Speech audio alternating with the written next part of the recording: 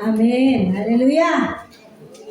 Amen. Napakasarap po magpuri sa Panginoon. Amen. Amen. Hallelujah. Isang mapagpalang umaga po para sa ating lahat. At minsan pa, palakpakan natin ang Panginoon. Hallelujah. Amen. At batingin po natin ang ating mga kapatid. Hindi na magandang umaga. Happy New Year na. Happy New Year. Ayan. Maagang Happy New Year po sa bawat isa. Dahil sa isang linggo po ay bagong taon na. Amen. So sa January 2, birthday po ni Ate Josie. Mag-pray po natin si Ate Josie. At yung apo ni Nanay Wilma na si Patrice, merong dengue. No? At sige po, tayo po. Inanyahan ko na po ang lahat na manalangin na po tayo. At seryoso po ang ating pag-uusapan sa umaga na to. It's always a serious matter, but this time medyo kakaiba po siya. Kaya manalangin po tayo.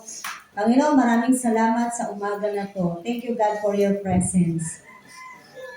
Talagang magaling at mabuti ka. Meron ka laging ginagawa para maihanda ang puso, ang isip ng bawat isa. Salamat po, O Diyos. Kaya patuloy, Panginoon, pangunahan mo kami palagi. Ikaw yung maitaas. At talagang tunay na manambahan sa iyo ang lahat ng iyong mga anak, lahat ng iyong nilalang. Salamat po sa buhay ni Ate Josie na magdiriwang ng kanyang kaarawan sa January 2, Panginoon. Thank you, God. Panibagong taon, panibagong pagkakataon, panibagong pagpapala ang pinagkaloob mo po sa kanya, pagkakaloob mo. Patuloy, Panginoon, na ikaw po ang mag-ari sa kanyang sambahayan. Ganun din kay Patrice na may dengue. Hipuin mo po siya, Panginoon, at mabilis po siyang gagaling. At sa lahat po na meron pang sakit karamdaman, o Diyos, ano man ang kanilang mga nararamdaman sa umaga na to, di man naman namin banggitin pa ang kanilang mga pangalan. Kilala mo sila, o Diyos, nanalangin namin ang kagalingan ng bawat isa, at lalo na sa umaga na to, sa bawat isang naririto, at sa lahat ng mga makakapakinig ng iyong salita. Ang dalangin namin ang pagkilos ng iyong banal na spirito at patuloy na pangungusap mo nga po sa bawat isa at tanggapin ang iyong salita at lubos na maunawaan. Salamat po ng marami. Ito pong aming dalangin sa pangalan mo, Panginoong Yesus. Amen. Amen. Amen. So ito po ay huling linggo na ng Disyembre. Huling linggo na rin ng taong 2025. So, papasok na po tayo sa panibagong taon, 2026. Amen po ba? Madalas po, pagka mga ganitong panahon, ang hinihiling ng mga tao, kahit ng mga mananampalataya na po, kapag papasok ang bagong taon, madalas ang hinihiling, magandang buhay, di ba, mga ganyan. Magandang kalusugan, no? Yung talagang maka-breakthrough sa financial. Yan po yung mga hinihiling kadalasan nating mga tao kapag papasok ang bagong taon. Amen? Wala naman pong masama kung hilingin natin yan. Asamin po natin yung magandang buhay na yan. Maka-breakthrough po tayo sa mga finances natin. Pero wala pong nakakaisip. No? At wala rin hihingi nito for how many years sa palagay ko, walang humihingi nito na sa panibagong taon o bago matapos ang taon, maraming siguro ay nalilimutan na walang humihingi ng paglilinis sa Diyos. Walang humihingi po ng kalayaan sa gawa ng kaaway. Wala pong humihingi sa bondage, ng kaaway. Nang palayain na ako ng demonyo sa mga ginagawa niya sa buhay ko. Palagay ko, kaya yung ating pong praise and worship din, talagang ang banal na spirito ay nangusap at kumilos po sa pamamagitan ng paghahanda sa pag-uusapan po natin ngayong umaga. Handa na po ba kayo? Matapang po ba kayo? Matapang po ba na harapin? Ano man po yung pag-uusapan natin? Tandaan po natin, huwag nating mamaliitin ang demonyo. Dahil nga, napapabagsak ka nga ng demonyo eh. Tama po ba? Napapabagsak nga ng demonyo ang tao eh. Kaya hindi natin siya basta-basta dapat maliitin. Ngayon, katulad ng sinabi ko po kanina, nobody asks for deliverance. Saan? Ano yung pagiging malaya na hihingin ko? Paring maging tanong po ng iba. Saan ba ako dapat lumaya? Saan ba ako bihag-bihag ng demonyo? Baka yung iba hindi natin alam. Nabihag-bihag po tayo o ilang taon na tayo po ay nakatanikala. Merong tanikala ng kaaway. Baka kinakadena niya, nakakadena ka for how many years ang kamay mo, ang paa mo para hindi ka makakilos. Hindi mo magawa kung anong dapat gawin para sa ating Diyos. Dahil bakit? For how many years bihag-bihag ka ng demonyo? Baka hindi natin alam na meron na pala, ilang taon na pala, na bawat isa na mananampalataya ay bihag-bihag na ng demonyo. Baka hindi po natin yan alam. 2 Corinthians 7:1, ang ating pong main verse sa umaga na to. 2 Korinto, makibukas po tayo. 2 Korinto 7:1. Sabi po rito, nakita niyo na po? 2 Corinthians chapter 7, verse 1. Ang sabi po rito, mga minamahal, yamang ipinangako sa atin ang mga bagay na ito, linisin natin ang ating, alin ang lilinisin natin? Ang ating sarili. Sa lahat ng nakapagpaparumi saan? Sa ating katawan at espiritu. Sikapin natin mamuhay na may takot sa Diyos hanggang sa lubusan natin maitalaga sa Kanya ang ating sarili. Makita po natin dito, ano sabi ng Biblia? Linisin natin ang ating sarili. Linisin natin ang nagpaparumi sa ating katawan, hindi lang sa katawan po natin, pati sa ating espiritu. Maliwanag po ang Biblia. Na hindi lang tayo basta narurumihan sa ating mga pisikal na katawan, maging sa ating espiritu. Kaya nga sabi ko sa inyo kanina, baka hindi mo alam kapatid, bihag-bihag ka na pala ng demonyo. Ngayon, hihimayin natin, paano ba tayo nabibihag ng demonyo? Ilang taon na hindi kanya pinakikilos, pinagagalaw. So, deliverance po or being free, yung ating pag-uusapan ngayon. Ano ba yung deliverance? Means rescue from bondage, amen, danger or oppression. A powerful act of God setting people free. Pag sinabi po natin deliverance, ito po ay pagpapalaya sa pamamagitan po ng pagkilos, makapangyarihang pagkilos po ng Diyos. Saan kanya palalayain? Sa bondage, sa danger, sa oppression. Amen. Ngayon, ano po yung mga yon na gusto nating sabihin? Yung spiritual bondage po. Pag sinabi po natin spiritual bondage, ito po ay mga demonic oppression. Ay, di naman ako sinasabihan ng demonyo. Tapusin po natin ha.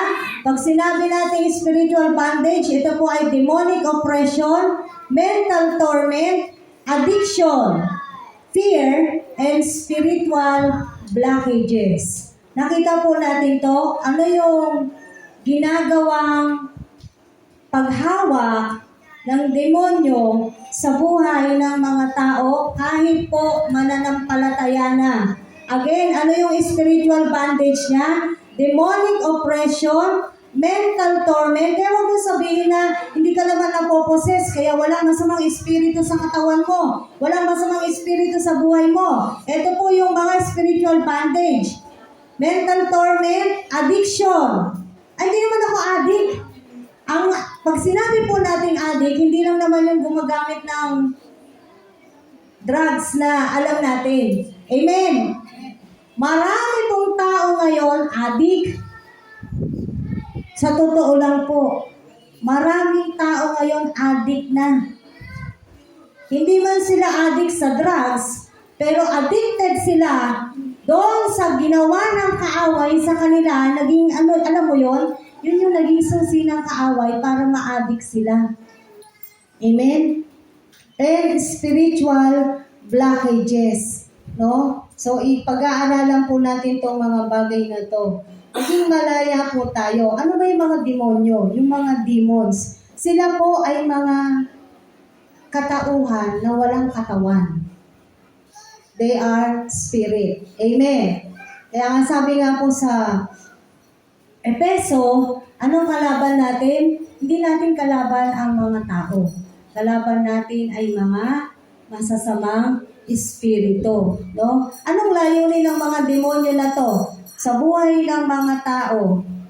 Tatlo lang naman I-torment at i-torture ka. Pangalawa, keep you from knowing Christ. At pangatlo, keep you from serving God effectively. Nananalo siya?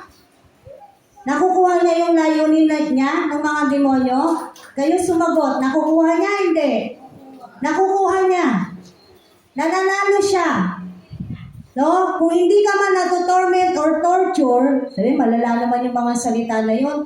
Ano yung torment? Pag sinabi po natin torment, no, nahihirapan ka, madalas ito psychologically, sa kaisipan mo. Yung torture kasi, pahihirapan ka physical.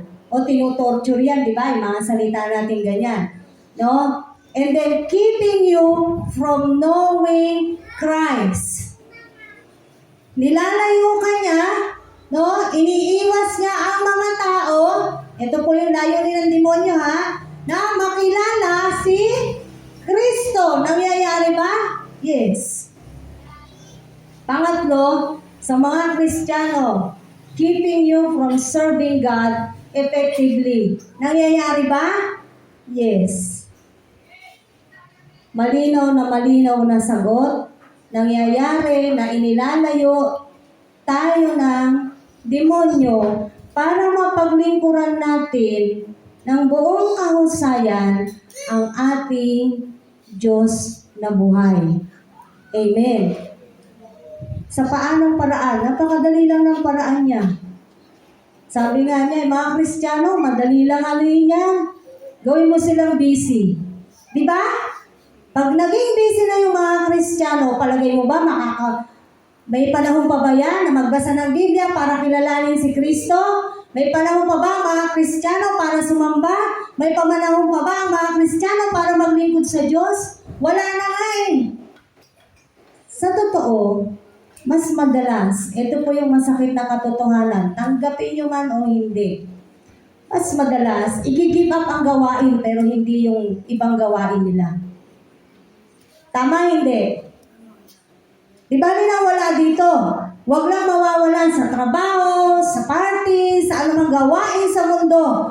Yan po yung katotohanan. Di ba mahuli rito? Huwag lang mahuli sa pinagpapasukan. Masaktan na po yung masasaktan, pero yan po yung katotohanan. Di ba kung ano sabihin dito? Huwag lang mapagalitan ng boss niya. Tama? Bakit? Wala namang sweldo rito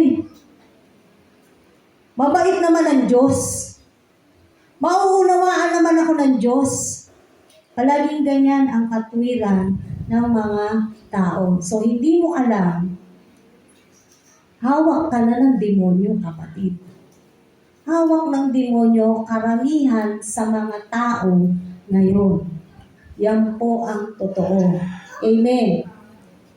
Tingnan nyo na lamang po sa dictionary ninyo yung mga kahulugan ng mga salitang babanggitin ko. Dahil magtatagal po tayo. Ito po yung ilan sa mga characteristics ng demonyo. Paano mo sila makikilala? Ganito yung ugali nila ng mga demonyo. Entice, harass, torment, compel, enslave, defile, dinudumihan ka, enslave, alipin ka, compel and enslave, pag pinagsama mo, addiction.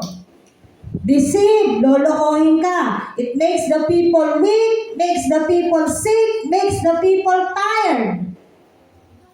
Yan po yung mga characteristics ng demonyo. Kung wala man dun sa iba, yung characteristics na nasa iyo, na nangyayari sa inyo, madalas ito, it makes the people weak, it makes the people sick, it makes the people tired. Pagod na ako, hindi na ako pupunta sa church. Pagod na ako, hindi na ako maglilingkod sa Diyos. Pagod na ako, may sakit ako, hindi ko uunahin yan. Tama. Pagod na, puyat na. Bakit pa pupunta ng church? Ano po?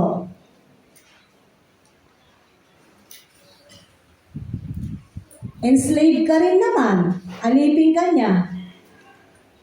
Hindi tatanggapin to, lalo na ng Kristiyano. Mahirap po kasi tanggapin to eh. Masakit tanggapin ang katotohanan. Pero pinag-aaralan po natin ngayon, we have to be free.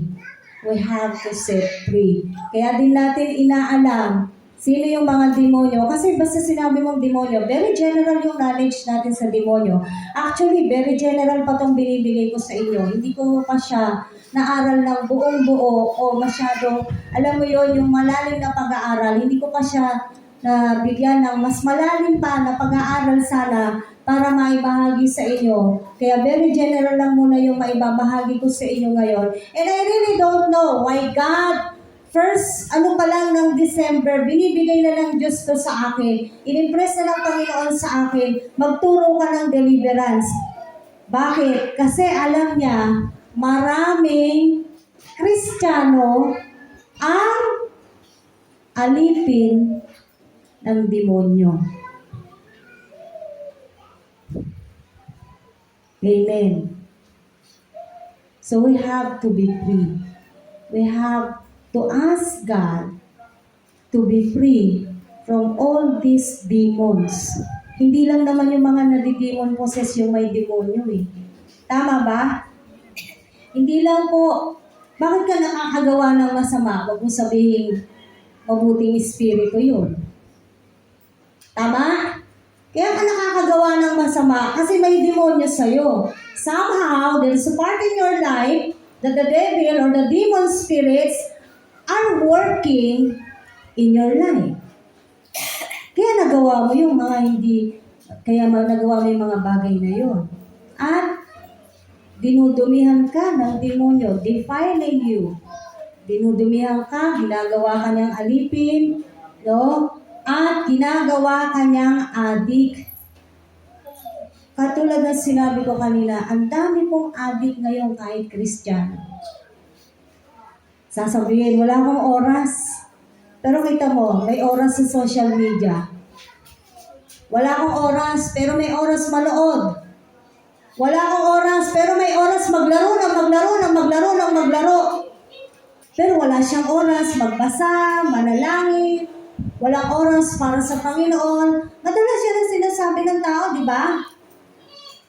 Yung mga hindi na mapuknat sa ginagawa nila, pero hindi para sa Panginoon, anong tawag doon? Adik. Adik na.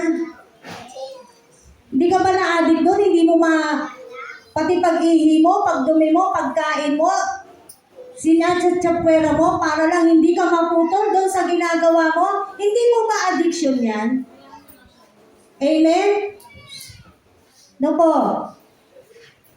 Mga kapatid, kailangan nililimi-limi natin yung mga nangyayari sa atin, na yung mga ginagawa natin na akala po natin ay normal lamang. Hindi po normal kapag ang mga ginagawa mo, kapatid, ay puro na lang makamundo. Yan ang ginagawa ng demonyo sa mga tao na gawin ang mga bagay na makamundo para hindi ka lumapit sa Diyos, para hindi ka kumilala sa Diyos, para hindi ka sumamba sa Diyos. Tingnan mo yung sarili mo araw-araw. Papaano? Buong isang taon, anong ginawa mo sa iyong buhay? Sa buong isang taon, bukod sa nagtatrabaho ka, bukod sa pumapasok ka sa paaralan, bukod sa marami kang ginagawa sa loob ng bahay mo, buong isang taon,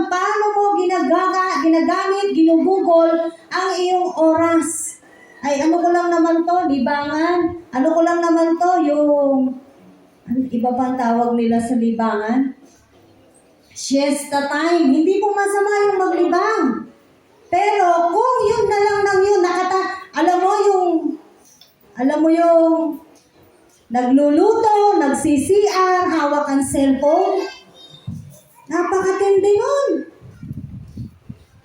Hindi ka ba addict nun? Punta ka ng CR, nagluluto ka, hawak mo cellphone mo. Ngayon, sasabihin nyo, normal pa ba yun? Tama po ba? Hindi natin nare-realize itong mga bagay na to. Kasi akala natin, this is just an ordinary thing. Panahon na ng cellphone, ganun talaga. Narinig nyo na yung katwiran na yan? Ganun talaga sa panahon ngayon. High-tech na eh.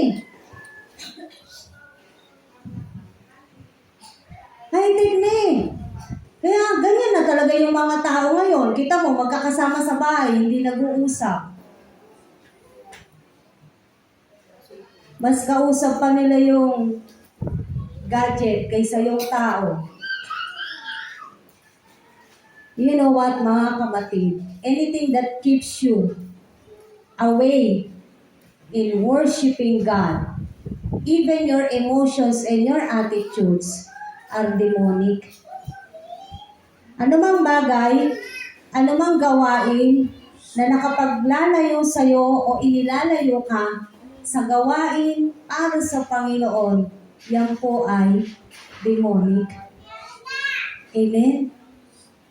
Ngayon, nagugulat ka. Siguro maraming iba nagugulat. Grabe naman si Pastora, para yun lang, demonyo na. Hindi nyo ba alam, matalino ang demonyo? Sa simpleng niya, nakaka-penetrate siya. Bakit? Alam niya, huling-huli niya yung kiliti ng mga tao eh. Konting sundot ko lang dito, okay na to. Ganon kababaw ang tingin ng demonyo. Hindi sa tagalabas, sa Kristiyano. Nagets nyo? Konting sundot ko lang dito, okay na to, bibigay to, tingnan mo. Nagagawa niya? Nagagawa niya. Natutundo ko ng palaso niya? Natutundo ka. Dami mo naman palaso, hindi mo pa rin alam eh. Naakala mo, buhay na buhay ka pa spiritually, pero sa totoo, patay ka na. Patay ka na spiritually. Naakala mo, porque ma-attend ka, nagmi-minister ka rito, kung ano man ang mga ginagawa mo, akala mo, everything is okay, pero sa totoo, wala lang. Everything for you is just a routine. Wala na sa puso yung ginagawa. Bakit? Wala nang paglaban sa demonyo. Wala nang resistance sa kaaway. Wala nang effort para gawin ang mga bagay para sa Panginoon. Wala nang paglaban. Ay hindi, araw to ng Panginoon. Dapat sa Lord ako. Kahit anong mangyari, sa Panginoon ako. Pero hindi nga ganun ang nangyayari. Napapansin niyo po ba? Hindi nga ganun ang nangyayari. Nung nakaraang Biyernes, nagtawag tayo, matagal na. Yan ay gawain. 2 gawain yun. Biro mo, wala pa kaming 10. Nung nakaraang Biyernes.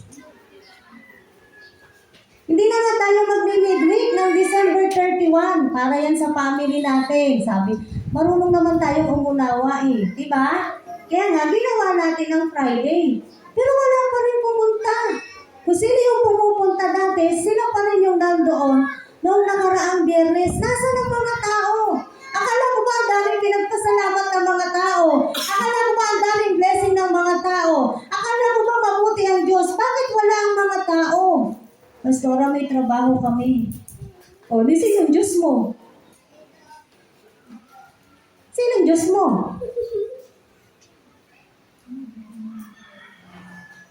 Amen. Lagi tayo natin sinasabi, we are blessed, we are blessed. Gusto yung blessing, pero pagkatapos na yung blessing, ibibless na ang Panginoon, wala na.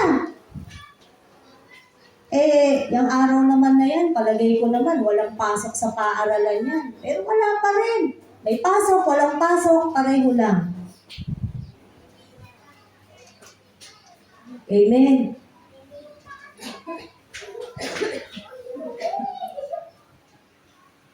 But we have to be delivered. We have to be delivered, mga kapatid.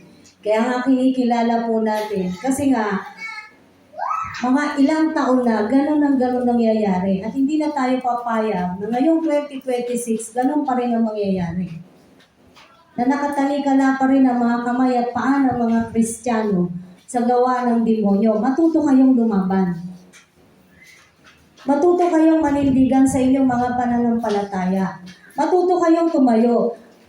Ilang beses na natin tinuro dito, you should know your priority. Alam nyo dapat sino uunahin nyo, anong uunahin ninyo. Amen po ba? No? Alam nyo na yun dapat. Hindi na, kumbaga, hindi na to question kung ano ba gagawin ko, ano ba uunahin ko, sino uunahin ko. Hindi na. Dapat alam na po natin yan. Hindi na yun pinagtatalunan din. Dapat alam na rin po natin. Yung mga bagay na nagpaparami sa katawan at espiritu natin, dapat, sabi rito ng ating verse, ay linisin natin ang ating mga sarili. Sikapin natin mamuhay ng may takot sa Diyos. Talaga bang natatakot ka sa Diyos? Kasi kung ang tao natatakot sa Diyos, palagay ko, yung pagsamba hindi problema. Kung ang tao natatakot sa Diyos, palagay ko, ang paglilingkod sa Diyos, hindi na rin yan pinoproblema. Kung talagang may takot ang tao sa Diyos, gagawin nila kung ano ang nararapat, ang sumunod sa Diyos. Amen. Pero walang takot. Mga kapatid, 2026 na, matakot na tayo sa Diyos. No? Magkaroon po tayo ng banal na pagkatakot sa Diyos. Huwag mo laging sinasabi, di ba, mabait naman ang Diyos, maintindihan ako, mabait naman ang Diyos, mauunawaan niya ako. Yung mga ganyan ba na bagay, mabait naman ang Diyos, mabuti naman ang Diyos, alam niyo, sa dami ng kabutihan ng Diyos, na ginawa niya sa atin, sa ating mga tao, He deserved the worship, He deserved the praise, He deserved your service, He deserved your ministry, He deserved your time. Pag kinuha ng Diyos yung oras mo, wala ka naman ng magagawa eh. Tama po ba? Kapatid, 2026 na, linililiin mo, paano yung 2025 mo? Paano ka namuhay? Baka alitin ka rin ng demonyo. Palayain mo yung sarili mo sa pagkakatanikala ng demonyo sa'yo. It's about time. It's about time na lumaya po ang mga mananampalataya sa mga gawa ng demonyo na ito. Amen. No? Ano pa po sabi? No? Ano mang mga bagay na nakapaglalayo sa atin sa pagsamba sa Diyos, kahit po yung mga emotions natin, attitudes natin, yan po ay mga demonyo. Ilan sa mga, kanina binanggit ko, ilan sa mga characteristics ng demonyo. Ngayon, ilan sa mga pangalan ng demonyo po ay ito: pride, rebellion, witchcraft, occult, fear, rejection, depression. Ilan lang po ito. At tulad ng sinabi ko sa inyo kanina, hindi ko pa po siya lubusang naaral. Alam niyo kung bakit? Ang dami pong demonyo. Sa totoo, pag inaral mo yung demonyo, napakarami po nila. At bawat may pangalan po talaga sila. So ilan lamang po itong binanggit po natin sa mga pangalan ng demonyo. Ulitin natin: pride, rebellion, witchcraft or occult, fear, depression, rejection. O wala naman akong pride. May sabi sa'yo, di naman ako nagre-rebelde. Tingnan mo mabuti. Hindi ako nai-involve sa witchcraft or occultism. Nagpapatawas ka pa. Pumupunta pa kay Mang Kepoy. Nakasulat po sa Bible, kinamumuhian po ng Diyos yung mga bagay na yan. Ano sabi sa 1 Samuel Minsan, yung witchcraft, ganun yung ano natin, mga mangkukulam, di ba? No? Pero sa 1 Samuel, anong sabi? Pag matigas ang ulo mo, katumbas nun ay pangkukulam. Balikan nga natin. Sino nakakatanda nun sa 1 Samuel? Pag may nakakita po, pwedeng pakisabi po sa akin. Akala natin yung witchcraft, yung ano lang, mga mangkukulam talaga. Hindi. Is that 1 Samuel or 2 Samuel na po? No? May nakakita na. Ito. Tama ba ito? Ito, 1 Samuel 15:22. Sige, hintayin ko po kayo na makita nyo. 1 Samuel chapter 15 verse 22 hanggang 23. Kita nyo na po? Sinabi ni Samuel, akala mo ba higit na magugustuhan ni Yahweh ang handog at hain kaysa pagsunod sa Kanya? Ang pagsunod sa Kanya ay higit sa handog at ang pakikinig ay higit sa hain taba ng tupa. Ang pagsuway sa Kanya ay kasinsama ng pangkukulam. Tingnan nyo ha. At ang katigasan ng ulo ay tulad ng pagsamba sa Diyos-Diyosan. Pagkat sinuway mo si Yahweh, aalisin ka sa pagiging hari ng Kanyang bayan. Sabihin nyo, di naman ako yan eh. Si Saul yan eh. At sinasabihan po kasi dito ni Yahweh si Saul. Ay ni Samuel, sa pamamagitan ng Diyos, no? Sa pamamagitan ni Samuel. Pero yung sinasabi na salita na ginawa ni Saul, hindi ba ito ginagawa ng mga tao ngayon? Amen? Na akala mo ba higit na magugustuhan ni Yahweh ang handog at hain kaysa pagsunod sa Kanya? Yung iba, akala nila matutuwa. Don't get me wrong ha, huwag niyo pong ipagkakamali. Yung iba, akala nila matutuwa ako na yung offering nila nandito. Pero sila wala rito. Kung nakaraang linggo, may nag-aabot sa akin ng para sa kanyang exchange gift. Eh kung di ko kailangan yan, umattend ka. Akala kasi nila, porque mag-offer, magpapadala ng sobre dyan, akala nila sapat-sapat na yon. O again, pera na lang kung may sakit. Amen? Yung bang makabigay lang ng anything na ipapaalam sa'yo, o nagkaloob ako, naghandog ako. Pero di ba anong sabi rito? Akala mo ba higit na magugustuhan ni Yahweh yung handog o hain kaysa yung pagsunod sa Kanya? Kaya sinasabi ko palagi, di ko kailangan ng offering mo, di ko kailangan ng regalo mo. Kung wala kang pang-offering, sumamba ka. Yun ang mahalaga. Amen. Kasi kapag ang tao, ang isang Kristiyano, tunay ng kumilala sa Diyos, marunong nang mag-alay yan. Hindi na yan uutusang mag-offering. Hindi na yan uutusang magbigay ka ng ikapu mo. Kasi alam niya na yung katotohanan. Naintindihan niyo po? Kaya yung mga tao lagi nagpapaabot, o yung sobre ko nandyan, yung ano ko nandyan. Salamat po, pero hindi yun yung priority natin. Amen. Ang priority natin palagi dito ang Diyos. Unahin ang pagsamba sa Diyos. Tapos nakita natin dito, no, ang pagsuway sa Kanya. Pag sinuway mo ang Diyos, yun ay kasinsama ng pangkukulam. Ngayon, sabihin mo, lahat ng masuwayin, lahat ng sumusuway sa Diyos, they are involved in witchcraft. Di ba? Logic lang naman yun eh. Lahat ng sumusuway ay kasinsama ng pangkukulam. O di lahat ng sumusuway ngayon, mga bahagi kayo ng witchcraft. Di ba masakit? No po. Pero yun yung katotohanan eh. Kaya nga kailangan po nating lumaya sa katotohanan dahil hindi natin alam nakatanikala pa pala tayo. Hindi natin alam, ay ikaw pala ay bihag-bihag pa hanggang ngayon ng demonyo o ng mga demonyo.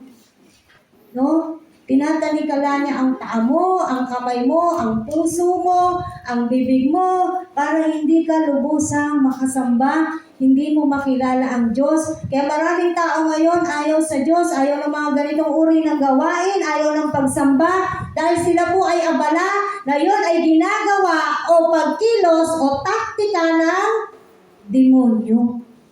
Kaparaanan ngayon na gawing abala ang mga tao, gawing abala ang mga Kristiyano para hindi sila makalapit sa Diyos.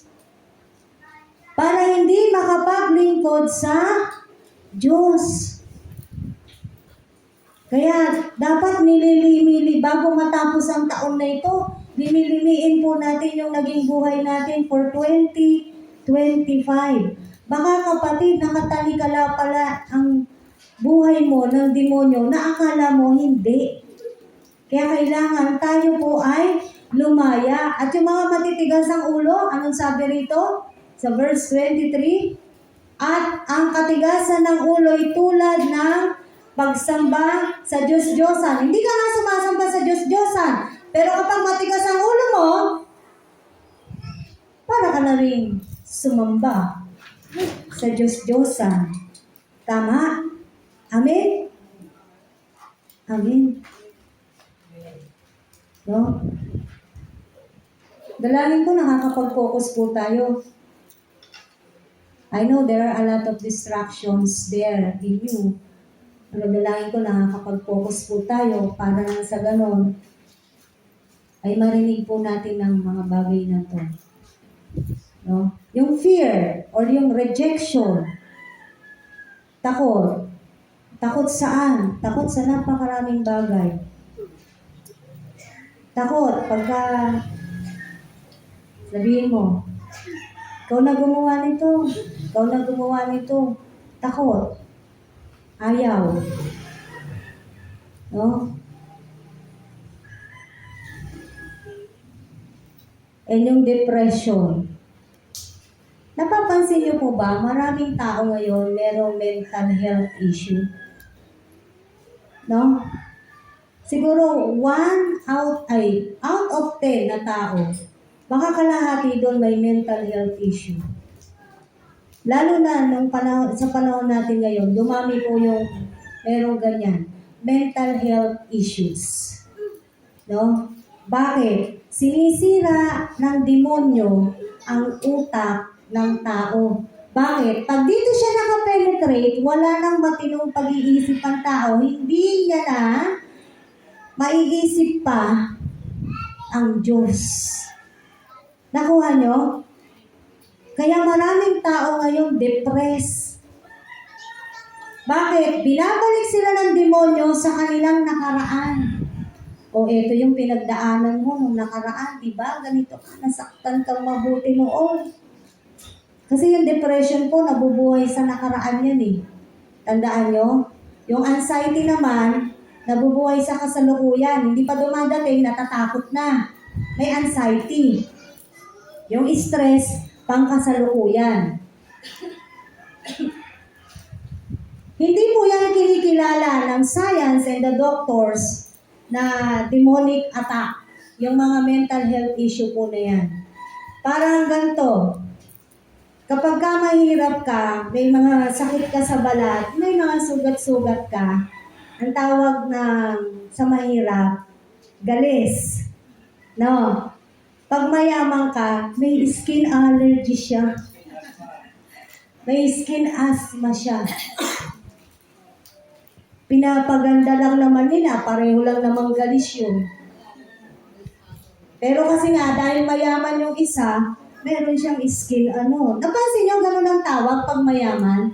Pero pag mahirap, sabihin ng doktor, may galis ka. Pag mayaman yung pasyente niya, sasabihin, may skin ka. No? Doon pa lang, may discrimination na eh. Same as true ngayon. Pinapaganda lang naman nila yung pangalan, mental health issue. Pero alam nyo, kagagawa ng demonyo yan. 90% kagagawan po yan ng demonyo. Yung mga merong mental health issues na yan. Kinukulong sila sa nakaraan. Para ano? Kasi nga, ano bang trabaho niya? To keep you from knowing Christ, to keep you from serving God effectively. Ang Kristiyano mayroong depression, limitado sa kilos niya. Hindi siya makakapaglingkod, hindi niya maibibigay ng lubos-lubos kung ano yung dapat na kalingkuran na binibigay niya sa Diyos. Bakit? Kasi nahihinder siya ng kanyang depression. Kaya kailangan lumaya ng mga tao sa mga ganitong issue, sa mga ganitong problema. Addiction. Kailangan lumaya ng mga tao sa addiction. Anong sabi kanina sa main verse natin? Ano bang bagay na nagpaparumi sa katawan mo? Sa katawan natin, linisin natin ang ating mga sarili. It's about time na linisin na po natin ang ating mga sarili at ang ating mga espiritu, no? Na maruming-marumi sa harapan po ng ating Diyos. Amen? Alam niyo na kung ano yung mga nagpaparumi sa katawan niyo, mga kapatid. Tama? Alam niyo na rin kung ano yung mga addiction na yan na meron kayo sa katawan ninyo. Ang tanong kasi dyan, gusto mo bang lumaya o hindi? Kasi kung ayaw mo namang lumaya, pananatilihin mo yan. Pananatilihin mo yan sa katawan mo, pananatilihin mo yan sa spirito mo, pananatilihin mo yan sa buhay mo. Pumili ka na, nagdesisyon ka na sa buhay mo. Dahil ayaw mong lumaya. Amen? Pero kung gusto po natin lumaya, hihingin po natin ang paglaya natin sa Panginoon, no? Sa pamamagitan po ng mga salita ng Diyos. Galatians 5:1. Para tayo po ay lumaya, Galatia 5:1. Sabi po rito,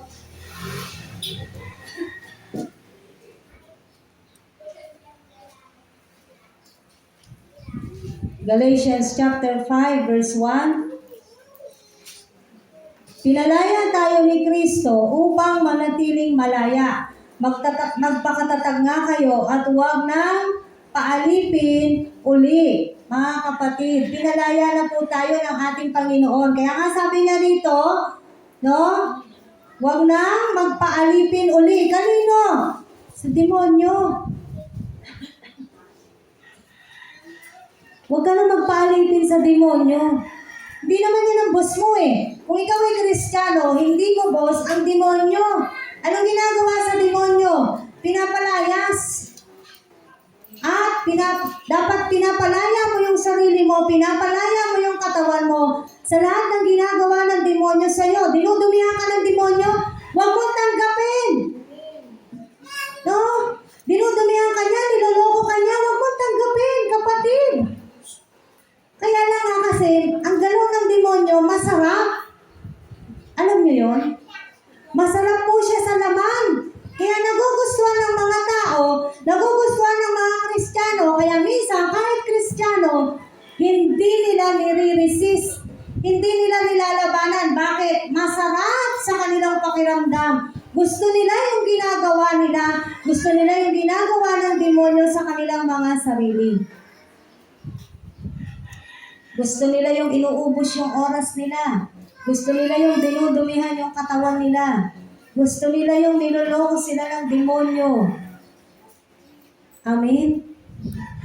Hindi kasi pwede na Kristiyano ka, kalahati Kristiyano, kalahati makamundo. Hindi pwede. Kung Kristiyano, Kristiyano, sabi sa Revelation, kung mainit ka, mainit ka. Kung malamig ka, malamig ka. Hindi pwede maligamgam. Ayaw ng Diyos ng maligamgam. Anong ginagawa niya sa mga maligamgam na Kristiyano? Sinusuka niya. Hindi po yan sa akin galing. Sa Biblia. Basahin niyo po sa pahayag. Isusuka ka ng Diyos kapag ikaw ay maligamgam. Na minsan mainit ka, minsan malamig ka. Hindi pwede. Kung sa mundo ka, sa mundo ka. Sa Diyos ka, sa Diyos ka. Ganun lang palagi ang buhay ng mga tao. Pipili lang lagi. Sa Diyos ka o sa demonyo ka. Hindi pwedeng dalawang master. Sabi rin sa Mateo, you have to choose one. Hindi pwedeng dalawang master mo.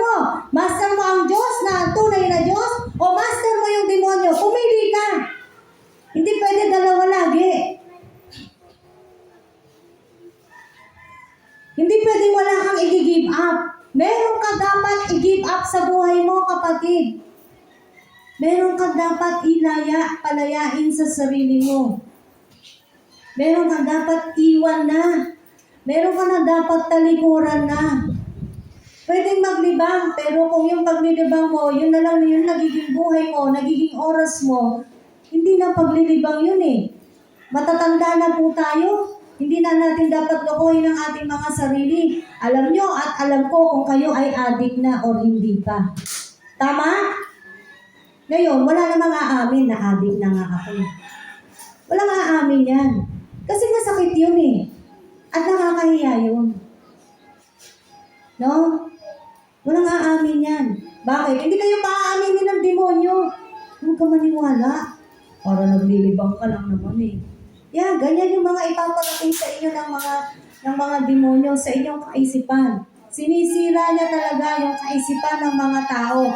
Kaya nga, anong sabi ng Biblia? Renew your mind. Palagi hihingin natin sa Diyos na Panginoon, baguhin mo yung isip ko. Bakit? Dito yan pumapasok ang demonyo sa kaisipan ng mga tao. Winawasak niya, sinisira niya yung kaisipan ng tao, paniniwala ng mga tao, prinsipyo ng mga tao, binabago niya, winawasak niya, ayon sa kanyang kagustuhan.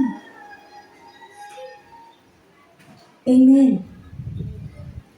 Kaya nangyayari, kapag ang katwiran mo, okay lang naman yung ginagawa mo na yan. Mag-isip-isip ka na, kapatid. Kapag sinasang-ayunan mo na yung ginagawa niya, hindi na tama, makamundo na, at sinasang-ayunan mo pa, sinasabi mo okay lang yan, kahit Kristiyano na siya, baka ikaw din hindi ka na okay. Bakit? Eh, umaayon ka na eh. Tama po ba? Kailan naging okay sa Diyos ang kasalanan? Kailan? Wala. Doon nga siya namatay eh. Dahil sa kasalanan na yan, namatay ang Panginoong Yesus. Tinubos niya tayo sa kasalanan. Paano mo sasabihin na okay lang yan, kapatid, yung ginagawa mo na yan? Naglilibang ka lang naman. Nakita mo, nagsusugal. Okay lang yan, minsan-minsan lang naman eh. Paano naging okay ang isang kasalanan? Nagawain ang mundo, sasabihin mo, okay lang yan, minsan-minsan lang yan. Sige na, tikman mo na to, minsan lang naman sa isang taon eh, tumagay ka na, okay lang yan. Paano naging okay yung mga ganong bagay? Kung yung bagay na yan ay magpaparumi sa katawan mo bilang anak ka ng Diyos, paano yan magiging okay? Paano po yan naging okay? Amen? James 4:7, Santiago 4:7, sabi po rito.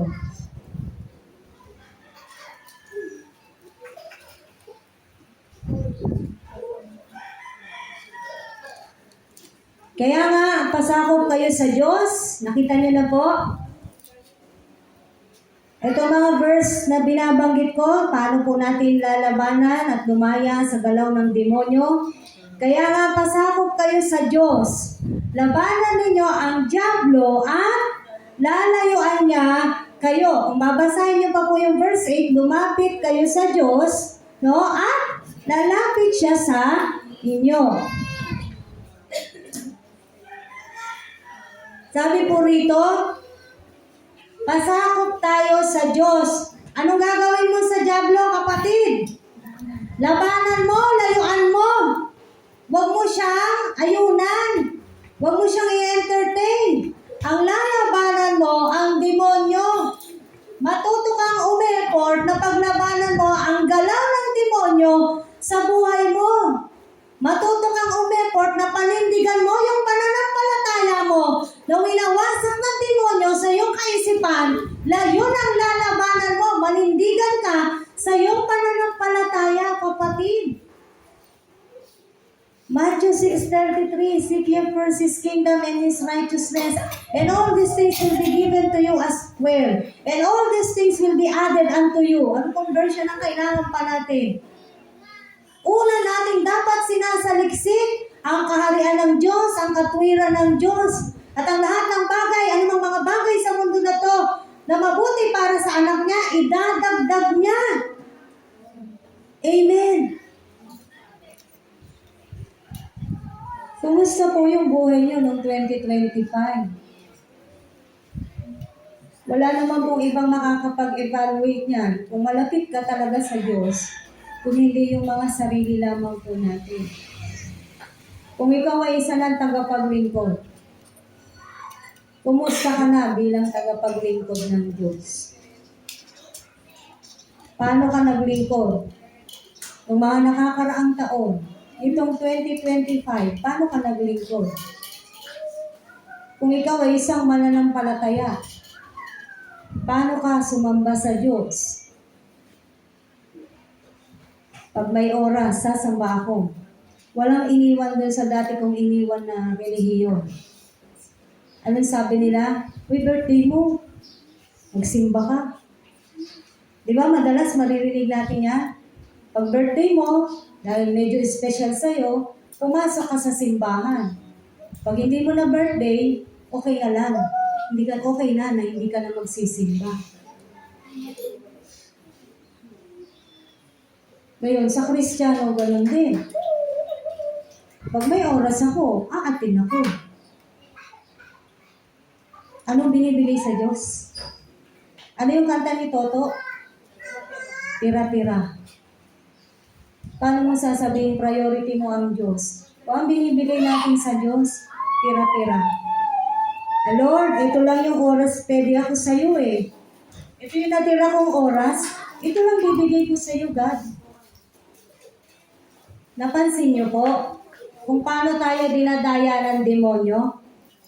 Amen? Napansin niyo ba? Kaya ngayon ginigising tayo ng Diyos. Ano sabi kanina during praise and worship? Purihin siya. Purihin siya.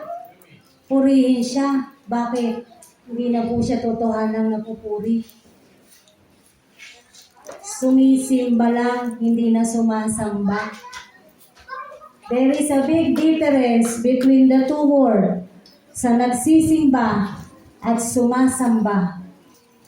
Yung nagsisimba, pumapasok sa church building. Yung sumasamba, totoong sumasamba sa Diyos yun.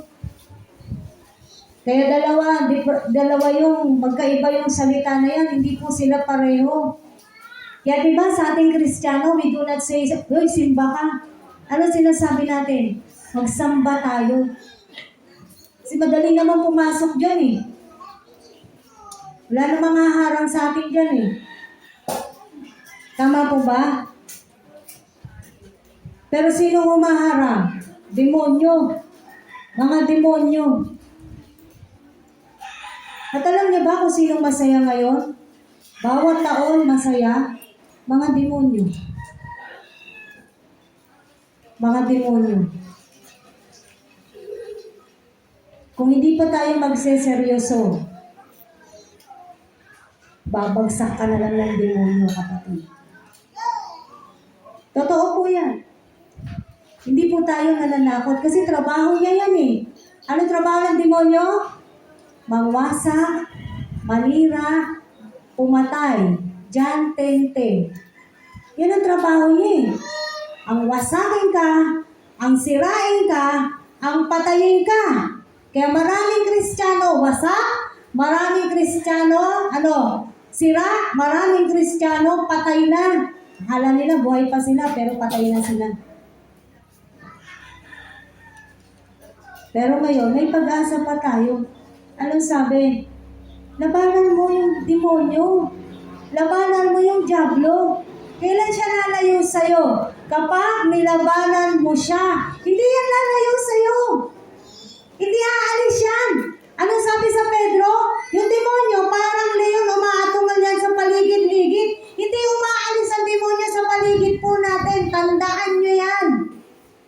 Hindi ka tatantanan yan. Parang si Mike Enriquez po yan. Hanggat hindi ka niya nasisira, hanggat hindi ka niya nawawasa, hanggat hindi ka niya napapatay, hindi ka titigilan ng demonyo. Kaya kung hindi mo lalabanan ng demonyo, ikaw ang pababagsakin niya. Kristiyano kang bagsak, napabagsak ng demonyo. Amen. No? Panguling verse, Colossians 1:13. Colosas 1:13.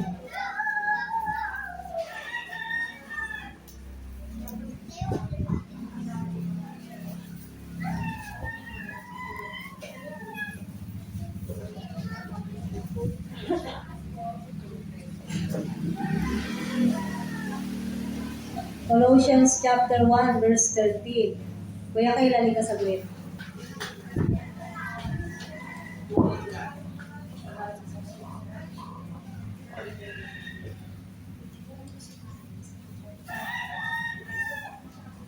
Colossians chapter 1 verse 13, sabi po rito, iniligtas niya tayo sa kapangyarihan ng kadiliman at inilipat sa kaharian ng kanyang minamahal na anak, mga kapatid.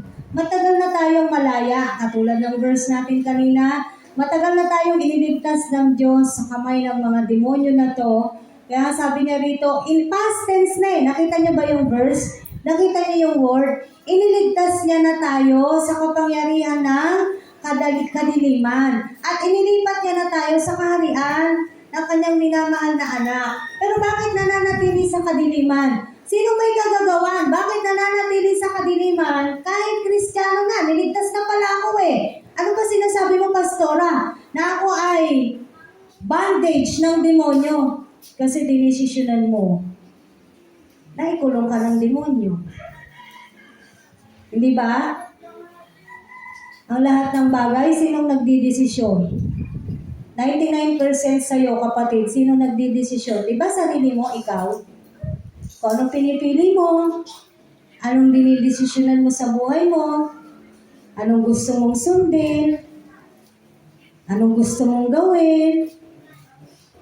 Sino ba nagdidesisyon ng mga bagay na yan? Hindi ba ikaw at ako? Tama po ba? Tayo yung nagdidesisyon sa mga sarili natin. Kaya nga hindi natin yung mga discipleship training natin, kahit gustong-gusto natin na talagang sila ay mapalapit sa Diyos, pero nagdidesisyon sila na sila may mga ginagawa, na sila ay abala. Hindi rin natin sila lubusang maakay sa gusto nating pag-akayan sa kanila. Bakit? Desisyon nila eh. Sila na yung nagdidesisyon eh. Tayo, gusto natin eh, nagdidesisyon sila na gano'n ang gawin nila. Wala na po tayong, di ba, paano pa yung gagawin namin? Paano pa yung gagawin natin? Sa buhay, sabi sa Deuteronomy, pumili ka, buhay o kamatayan. Pero maganda, piliin mo pa rin ang buhay. Bakit? Niligtas na tayo ng Diyos. Binigyan na tayo ng Diyos ng buhay. Amen. Inialis na tayo ng Diyos sa kadiliman. Huwag kang manatili sa kadiliman. Paano mangyari yun? Labanan mo yung dyablo. Palayasin mo yung dyablo. Palayain mo yung sarili mo, kapatid. Sa lahat ng ginagawang talikalan ng dyablo sa'yo, palayain mo. Matuto kang lumaban sa dyablo. Matuto kang manindigan sa pananampalataya mo, kapatid.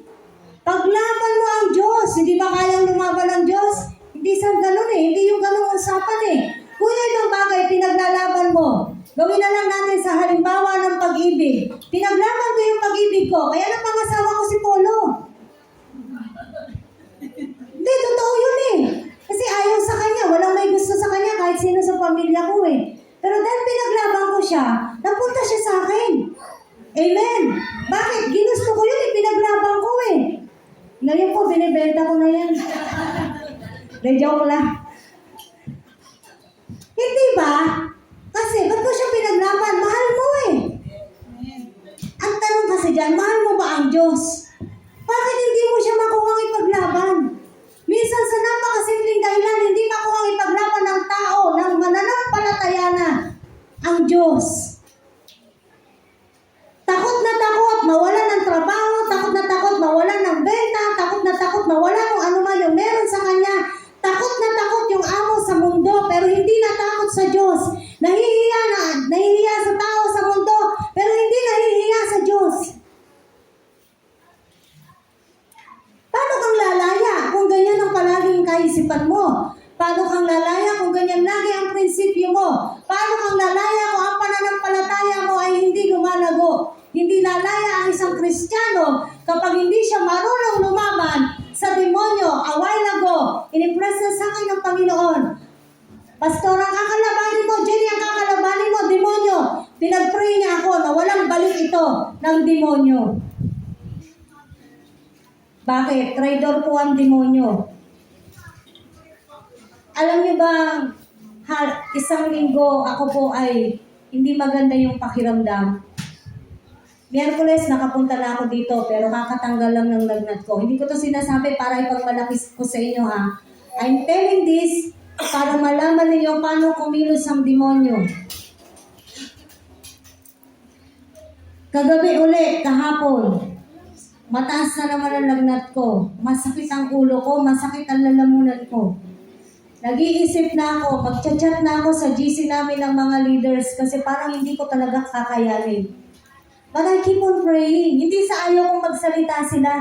Kasi alam ko, hindi na nila kakayanin mag-aral. Pero sa mga susunod na panahon, kailangan nakahanda na sila palagi. No? Iniisip ko pa rin yung kalagayan nila, hindi na sila makakapag-aral ng mabilis. Bukod doon, sabi ko, Panginoon, hindi ako dapat magupo ng sakit na to. Kaya kahit hanggang kanina, naliliyo ako, hindi pa rin maganda yung pakaramdam ko hanggang sa mga oras na to. Pero it doesn't matter. Nakakatayo pa naman ako eh. Amen? Ay ko, God, ikaw magbibigay ng lakas ko. I resisted the works of the devil. Kasi kung hindi, mananalo siya. Tama? Mananalo siya, mapagbibigyan ko yung hindi mo kaya, tingnan mo, hinang-hina ka na. No? Labanan po natin ang demonyo.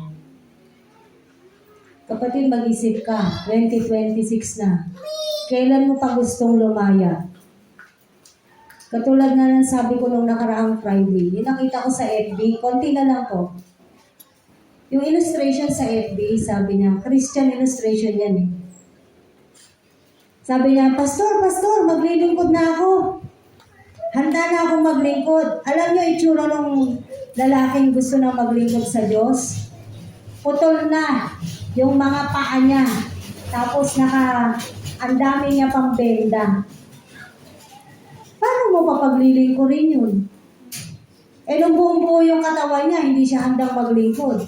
Tapos, nung wala na siya halos magamit sa katawan niya, doon niya naisipan, siya raw ay maglilingkod na. Kailan tayo magpapagamit sa Diyos? Pag huli na ang lahat. Amen? Pag hindi mo na kaya, pag matandang-matanda ka na, saka mo sasabihin, gusto mo nang maglingkod sa Diyos. Kailan tayo magsiseryoso sa Diyos? Pag hindi mo na kaya, pag hindi ka na makatayo, doon na gusto sumamba sa Diyos. Pero nung malakas, halos hindi makakita sa sambahan. Nung malakas, halos walang oras para pumunta sa iglesia. Nung malakas, halos walang oras para magbasa ng Biblia. Sinamantala na dumihan ang kanyang katawan. Ganon kaliit natin tinuturing ang Diyos natin. Nakita nyo kung paano ang pandaraya ng demonyo? Na akala natin everything is just a normal thing. Akala natin normal lang yung mga bagay na yun. Pero hindi mo alam, ganun mo na pala tinrato yung tagapagligtas mo. Sa madaling salita, taken for granted ang Diyos. Kasi mabait naman si Lord. Kaya, diyan ka lang, Lord. Mabait ka naman eh. Diyan ka lang. Antayin mo kung kailan ako pwede. Antayin mo pag okay ako. Antayin mo, Lord, pag ready na ako. Kailan ka pa magiging ready? Yan, tatanda na natin. Tama po ba? Matatanda na po tayo dito. Kailan pa tayo magiging handa para sa Panginoon? Kailan pa natin ibibigay ng lubos-lubos ang para sa Panginoon? Again, in Romans, for Him, and through Him, and for Him. Para tayo sa Panginoon. Mula tayo sa Panginoon, sa pamamagitan niya na tayo ay nalikha at tayo ay para sa Kanya. Walang ibang dapat nagmamay-ari sa atin kung hindi ang ating Diyos lamang. Kapatid, bitawan mo na yung isang Diyos mo. Isa lang ang pipiliin, hindi pwede dalawa. You cannot serve two masters at the same time. Yan po yung sinasabi ng Mateo. Bibitawan mo yung isa at sasambahin mo yung isa. Nabasa niyo na po ba yun sa Mateo? I-give up mo na yung isang Diyos mo. I-give up mo na yung isang master mo. Pumili ka lang, ang Diyos o ang demonyo. Amen? Siyempre sasabihin nila, siyempre pipiliin ko yung Diyos ko. Diyos o kayamanan. Sabi nito, Matthew 6:24, walang makapaglilingkod ng sabay sa dalawang Panginoon, sapagkat kapopuotan niya ang isa at iibigin ang ikalawa. Paglilingkuran ng tapat ang isa at hahamakin ang ikalawa. Hindi kayo makapaglilingkod ng sabay sa Diyos at sa kayamanan. At ngayon, dito sa nangyayari sa mga Kristiyano ngayon, ang hinahamak na ikalawa, ang Diyos. Amen. Kaya kapatid, kailan mo pa gustong lumaya?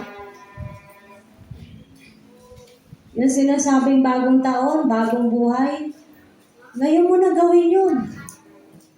Ngayon na natin gawin. Paikli na po ng paikli ang oras natin. Paikli na po ng paikli ang panahon natin, mga kapatid, mga kapamilya, kapuso.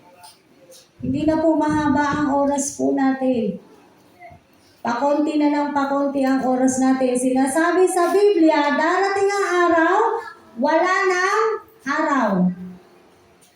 Darating ang araw, wala nang panahon. Wala na, as in wala na lahat. Amen. Kaya kailan ka pa magdidesisyon? Ngayon na. Ngayon mo na palayain ang sarili mo. Uulitin ko, hindi masamang magtrabaho. Pero bilang nagtatrabaho ka, dapat alam mo kung sino ang dapat mong unahin. Amen. Naalala ko lang ulit si Risa. Si Risa, yung taga-ibang church po siya. Si Risa po ay nurse doon sa Mama Rachel's Hospital. Kung alam niyo yung Mama Rachel. Siya po ay madalas panggabi. Night shift. Pag panggabi yung trabaho mo, syempre, hindi ka makakatulog. Tama? Night shift siya eh. Pagdating ng umaga, alam niyo po kung anong ginagawa niya? Nagmi-minister doon sa sinin kong picture sa inyo na maputik. Kung natatandaan po ninyo yon, ngayon po may church na sila doon. Bakit? Dahil sa kasipagan ng mga tao na yon, sa kabila ng puyat, pagdating ng umaga, nagtatrabaho sa kaharian ng Diyos. May church na sila doon, may branch na sila doon. Dito wala. Tingnan mo pag puyat, kasi panggabi siya. Di ko naman sinabing wag na kayong matulog, pero ewan ko po, hindi ko na sasabihin. Ibig ko sabihin, pag gusto talaga, may paraan. Pagkatapos nun, hindi naman siya 24 oras na nagmi-minister. Tapos nun, doon daw siya natutulog. So yung kausapin si Risa?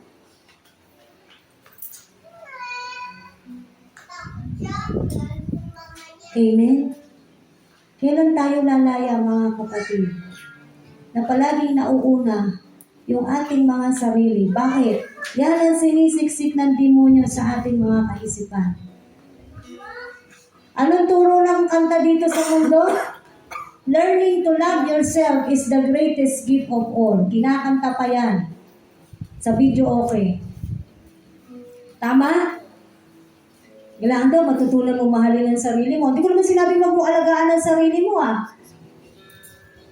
Diba? Binibilin nga natin laging dito, alagaan niyo yung sarili niyo Pero, kung sa punto na kailangan mong mamili between God and yourself, sino dapat mong piliin? Siyempre yung Diyos.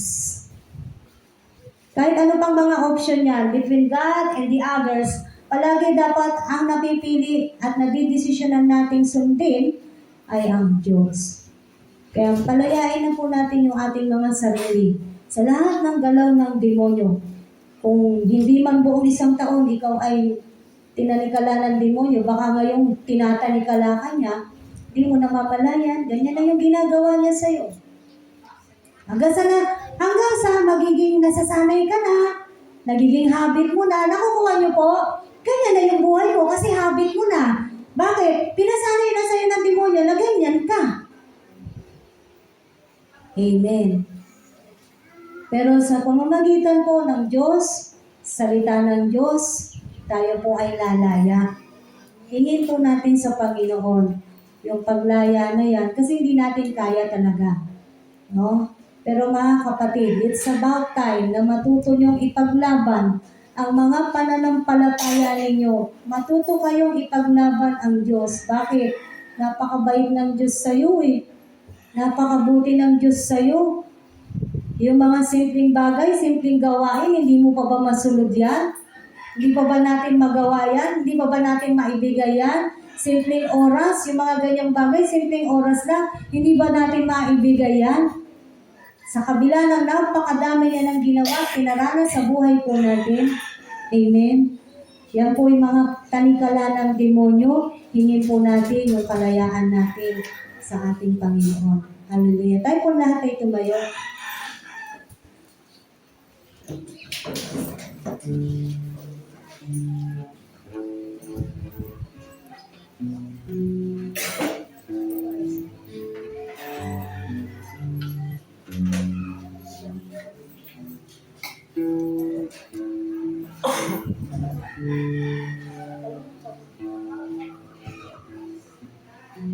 Amen.